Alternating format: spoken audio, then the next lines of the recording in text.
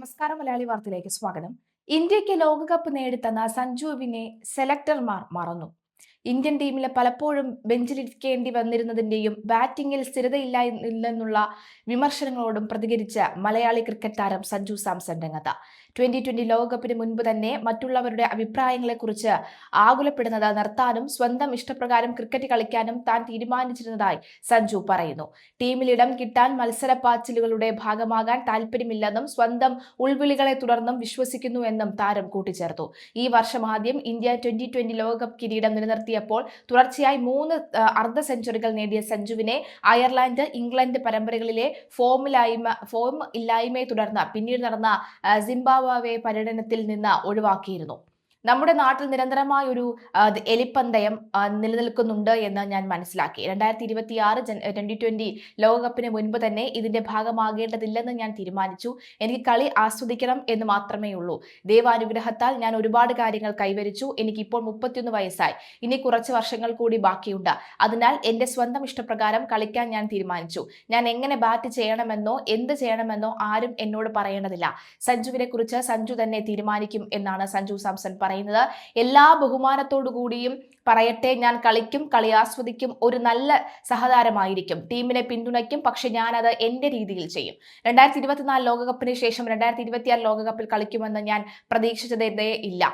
ഒരു ഘട്ടത്തിൽ ഞാൻ ടീമിൽ പോലും ഉണ്ടായിരുന്നില്ല. അങ്ങനെയുള്ളപ്പോൾ എനിക്ക് എങ്ങനെ 2028ലേക്ക് പ്ലാൻ ചെയ്യാൻ കഴിയും? ഞാൻ ഉണ്ടെങ്കിൽ, ടീമിന് എന്നെ ആവശ്യമുണ്ടെങ്കിൽ, ഞാൻ നന്നായി കളിക്കുന്നുണ്ടെങ്കിൽ കാര്യങ്ങൾ അതിന്റെ വഴിക്ക് വരും. ഇല്ലെങ്കിൽ ഞാൻ അങ്ങേയറ്റം നന്ദിയുള്ളവനാണ്. ഈ നേട്ടം എന്നിൽ നിന്ന് തട്ടിയെടുക്കാൻ ആർക്കും തന്നെ കഴിയില്ല എന്നും സഞ്ജു പറയുന്നു. ഈ വാങ്കഡെ സ്റ്റേഡിയത്തിൽ ഇംഗ്ലണ്ടിനെതിരെ നടന്ന ഇന്ത്യയുടെ 2020 ലോകകപ്പ് സെമി ഫൈനലിനെ കുറിച്ച് സംസാരിച്ച സഞ്ജു, ഇംഗ്ലണ്ട് പേസർ ജോഫ്ര ആർച്ചയ്ക്കെതിരെയുള്ള തന്റെ മുൻകാല റെക്കോർഡുകളെ കുറിച്ചുള്ള ചർച്ചകൾ താൻ അവഗണിച്ചതായി പറഞ്ഞു. നിങ്ങൾ ഇന്ത്യൻ ടീമിനായി റൺസ് സ്കോർ ചെയ്യുമ്പോൾ റൺസ് നേടുന്നത് തുടരണമെന്ന് മനസ്സിലാക്കി നിങ്ങൾ കൂടുതൽ ഉത്തരവാദിത്തമുള്ളവരായി മാറും. ഇംഗ്ലണ്ടിനെതിരെയുള്ള 2020 ലോകകപ്പ് സെമി ഫൈനലിന് മുന്നോടിയായി ഞങ്ങളുടെ ടോപ്പ് ഓർഡർ അത്ര നന്നായി കളിക്കുന്നുണ്ടായിരുന്നില്ല. ഒരുപാട് പേർ എന്റെ അടുത്ത് വന്ന് പറയുന്നുണ്ടായിരുന്നു, ഇത് ഇംഗ്ലണ്ടാണ്, ആർച്ചറാണ് പന്തെറിയുന്നത്, അവൻ ഇതിനു മുൻപ് 3-4 തവണ നിന്നെ ഔട്ടാക്കിയിട്ടുണ്ട്, അത് സംഭവിച്ചു, ഇത് സംഭവിച്ചു എന്നൊക്കെ. പക്ഷെ എനിക്ക് ആത്മവിശ്വാസം ഉണ്ടായിരുന്നു. ഞാനൊന്നും പറഞ്ഞില്ല. നിങ്ങൾ ഒരുപാട് സംസാരിച്ചാൽ നിങ്ങൾ അഹങ്കാരിയായി ചിത്രീകരിക്കപ്പെടും. അതെന്റെ വിശ്വാസങ്ങൾക്കെതിരാണ്. അതുകൊണ്ട് ഞാൻ ശാന്തമായി നമുക്ക് നോക്കാമെന്ന് ആംഗ്യം കാണിച്ചു. പക്ഷെ എന്റെ പ്ലാനുകൾ തയ്യാറായിരുന്നു. ഈ സഞ്ജു സാംസൺ ഒരു വർഷം മുൻപുള്ള സഞ്ജു സാംസൺ അല്ലെന്ന് എനിക്കറിയാമായിരുന്നു. വെസ്റ്റ് ഇൻഡീസിനെതിരെയുള്ള ആ ഇന്നിംഗ്സിന് ശേഷം എനിക്ക് വലിയ തോതിൽ സ്വയം ബോധ്യം വന്നിരുന്നു.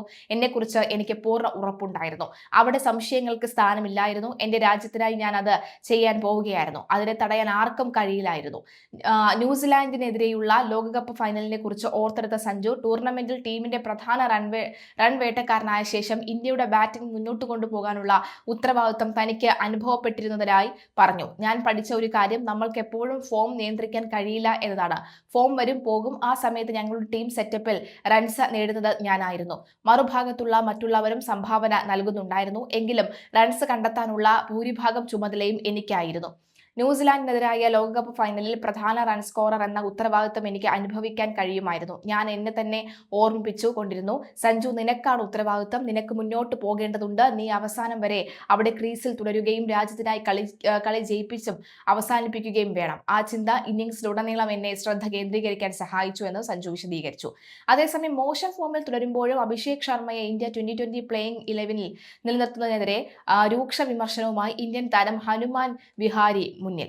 വൈഭവ് സൂര്യവംശിക്ക് വഴിയൊരുക്കാൻ സഞ്ജു സാംസനെ ഒഴിവാക്കിയ BCCI സെലക്ടർമാർ ഫോം ഔട്ടായ അഭിഷേകിനെ എന്തുകൊണ്ടാണ് ടീമിൽ നിലനിർത്തുന്നത് എന്ന് ഹനുമാ വിഹാരി ചോദിച്ചു. ലോകകപ്പിൽ തകർപ്പൻ പ്രകടനം നടത്തിയിട്ടും അഭിഷേകിന് ലഭിക്കുന്ന പരിഗണന സഞ്ജുവിന് കിട്ടിയിട്ടില്ലെന്നും വിഹാരി തുറന്നടിച്ചു.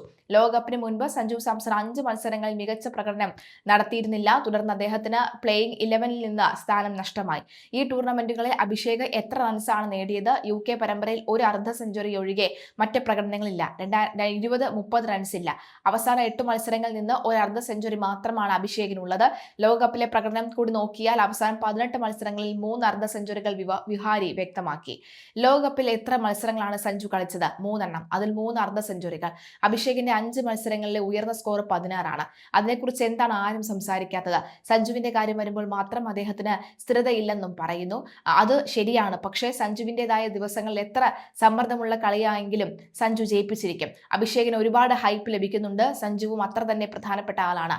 IPL-ലും സഞ്ജു നന്നായി കളിച്ചിട്ടുണ്ട്. ഓരോ താരങ്ങൾക്കും ഓരോ നിയമങ്ങൾ വരുന്നത് എന്തുകൊണ്ടാണ് എന്നും ഹനുമ വിഹാരി ചോദിക്കുന്നുണ്ട്.